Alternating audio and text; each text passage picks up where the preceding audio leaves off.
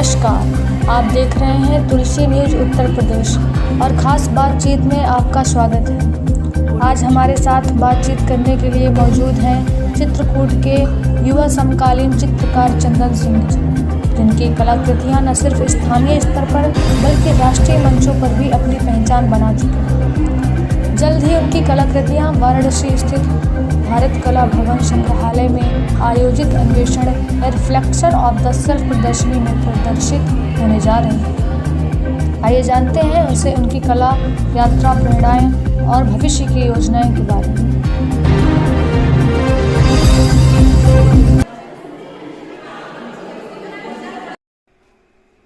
नमस्कार, बहुत बहुत स्वागत है आप सभी दर्शकों का। आज हमारे साथ खास बातचीत करने के लिए मौजूद हैं सबसे कम उम्र में बड़ी उपलब्धि हासिल करने वाले चित्रकार चंदन सिंह जी। आपका बहुत बहुत स्वागत है इस कार्यक्रम में। चंदन जी, सबसे पहले हम आपका पूरा परिचय जानना चाहेंगे। बालकृष्ण जी, आपका बहुत बहुत धन्यवाद। मेरा नाम चंदन सिंह है। मैं काशी हिंदू विश्वविद्यालय से चित्रकला में स्नातक जी और 2023 में ही चित्रकला से परास्नातक पूर्ण किया हूँ। जी नेट भी 2023 में ही मैंने उत्तीर्ण किया जी। और अभी वर्तमान में बरदौरा गांव में रह करके चित्र, रंग, कविताएं भी लिख रहा हूँ। मिट्टी से भी कुछ कलाकृतियों का निर्माण कर रहा हूँ और कला अध्ययन भी सुचारू रूप से जारी है। चंदन जी, हमारे दर्शक जानना चाहते हैं आपकी कला यात्रा की शुरुआत कैसे हुई और कहाँ से आपको प्रेरणा मिली? कहीं ना कहीं सभी छोटे बच्चे कलाकार होते ही हैं। जी। उनको आप पेंसिल देंगे, पेन देंगे तो कागज में लेके वो बनाना शुरू कर देंगे, अपनी अभिव्यक्ति कहीं ना कहीं प्रकट कर देंगे वो। जी। तो कहीं ना कहीं उसके लिए एक उचित वातावरण और गुरुओं का सानिध्य मिलता रहे तो एक छोटा सा पौधा भी वृक्ष में परिवर्तित होने लगता है धीरे धीरे। तो मुझे भी कई गुरुजनों का सानिध्य मिलता रहा। चित्रकूट में श्री लालमन जी का सानिध्य मिला।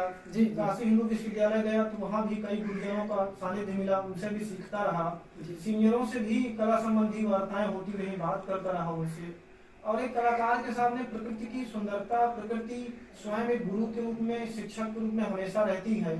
आकाश का रंग हो, बादल का रंग हो, पहाड़ हो और ऋतु और मौसमों के हमेशा बदलते रहने वाले रंग कहीं ना कहीं उसको हमेशा प्रेरित करते रहे। ग्रामीण जीवन और प्रकृति आपके चित्रों में प्रमुखता से दिखाई देते हैं, इसके पीछे खास वजह क्या है? मुझे लगता है कहीं ना कहीं किसी वस्तु की अनुपस्थिति ही हमें उसकी उपस्थिति का भाव बताती है। अगर वो अनुपस्थित है तो हमें महसूस होता है कि अब हमें उसकी उपस्थिति हो रही है।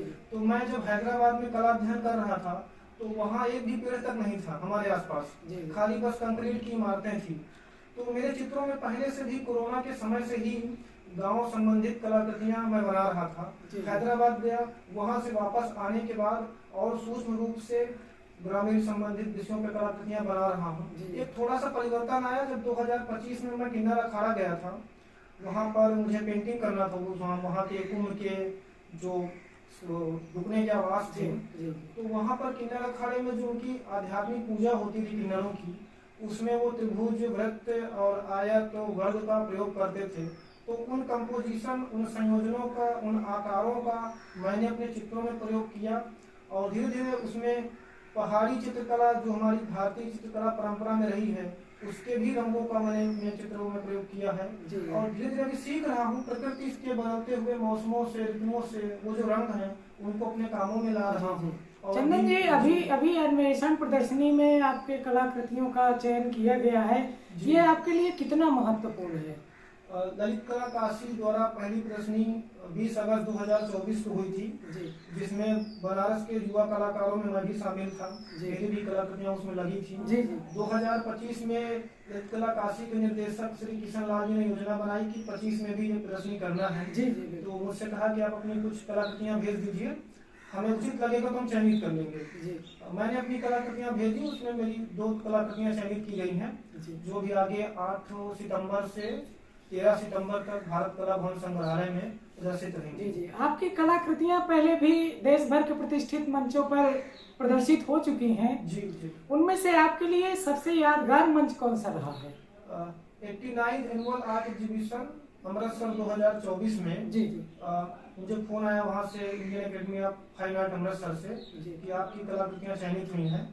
तो मैं अमृतसर गया, वहाँ अपनी कलाकृतियों को लेकर के वहाँ प्रदर्शित किया, वहाँ कलाकारों से बात हुई, कलाकृतियों को सराहा और कई कला गुरुओं से बात हुई। जी जी। सभी ने दिशा निर्देश दिया और सभी ने कलाकृतियों को अच्छा बताया, प्रशंसा की। एक और रहा कि आयाम कला काशी द्वारा जो पहली प्रदर्शनी आयाम हुई थी राम छात्र पाठ शिल्पन्यास बनारस में, वहाँ भी मैंने कलाकृतियाँ प्रदर्शित की, तो काफी अच्छा कलाकारों का और कला प्रेमियों का उत्तर मिला। जी जी। आप कला के साथ साथ कविता भी लिखते हैं जी, तो दोनों रचनात्मक माध्यम हैं, कैसे संतुलन बनाए रखते हैं, इसका संतुलन कैसे बनता है? जी, कहीं ना कहीं चीजें थोड़ा मुश्किल होती हैं, पर कहीं ना कहीं मुझे मेरा व्यक्तिगत ऐसा है कि ये एक ही सिक्के के दो पहलू हैं। जी। थोड़ा सा अंतर है कि एक की भाषा रंगों की है और एक की भाषा व्याकरण मतलब अक्षरों की है, शब्दों की है। जी। तो मुझे सानिध्य मिला कविता के जो मेरे गुरु रहे उनका भी सानिध्य मुझे मिला। श्री गौरव पांडे जी जो युवा साहित्य अकेडमी 2024 से उनको सम्मानित किया गया है, उनका भी सानिध्य मुझको मिला और उनसे भी कविताओं संबंधित बातचीत होती रही। मैं सीखता रहा और सीखता हुआ चला जा रहा हूँ अभी भी। अच्छा, बुंदेलखंड में कला के क्षेत्र को लेकर के क्या दृष्टिकोण है आपका? कई विश्वविद्यालयों में काफी अच्छा माहौल है, कई जगहों में भी काफी अच्छा सकारात्मकता देखने को मिल रही है। लौरू बुलेट कला फाउंडेशन बांदा में श्री लालमन जी द्वारा और उसके निर्देशक श्री लौरू प्रताप जी द्वारा भी बाहर से कलाकारों को बुला करके छोटे कलाकारों को, बच्चों को कला की बारीकियां सिखाई जा रही हैं, बताई जा रही हैं। वो एक अच्छा प्रयास है कहीं ना कहीं। हम अब झांसी की बात करें तो वहाँ कामनी मैम है जो मणिकर्णिका आर्ट गैलरी खोली हुई है, जो भी कई युवा कलाकारों को सहयोग दे रही हैं, उनकी कलाकृतियों की प्रदर्शनी करवा रही हैं। एक अच्छा सकारात्मक सहयोग है। कुछ कमी अगर कुछ दिखती है कहीं तो एक मैं स्पष्ट कहना चाहूँगा, एक आम दर्शक आम जन में कुछ कमी मुझे नजर आती है। हम अगर बाजार में जाके चाय खरीदने जाते हैं तो हमें प्लास्टिक में पाए चाय पीते हैं, कुल्हड़ अब खत्म हो जा रहा है। तो कला सिर्फ कलाकृति सिर्फ कागज रंग यहीं तक सीमित नहीं है। आपके जीवन में भी कला कहाँ तक आ पा रही है? क्या आपके व्यक्तिगत जीवन में भी कला है? आप खाना खा रहे हैं तो जो प्लास्टिक का जो प्लेट है उसमें खा रहे हैं कि हमारा जो दोना पत्तों का बना हुआ रहा है परंपरा रही है उसमें खा रहे हैं? जी जी बिल्कुल चंदन जी, हमारे दर्शक जानना चाहते हैं कि आने वाले चित्रकूट आर्ट फेस्टिवल 2025 के बारे में आप कुछ हमारे दर्शकों को बताएं। जी बिल्कुल, हम श्री राज्य अध्यापक पुरस्कार श्री हमारे लालमन जी द्वारा हमें बताया गया कि चित्रकूट के युवा कलाकारों, बुंदेलखंड के कलाकारों के लिए यहाँ कोई गैलरी नहीं है, कोई कलाकृतियों को प्रदर्शित करने का स्थान नहीं है। तो इसके लिए 2 नवंबर से 9 नवंबर तक रामघाट में चित्रकला वीथिका है, जहाँ पे चित्रकूट कला महोत्सव से चित्रकूट के, बुंदेलखंड के और मुझे उम्मीद है कई बाहर के भी कलाकार अपनी कलाकृतियां प्रदर्शित करेंगे, जिससे यहाँ भी कलाकारों को एक स्थान मिलेगा कि अपनी कलाकृतियां प्रदर्शित कर सके और कुछ नई जानकारियों को सीख भी सके। जी बिल्कुल चंदन जी, एक सवाल और पूछना चाहेंगे।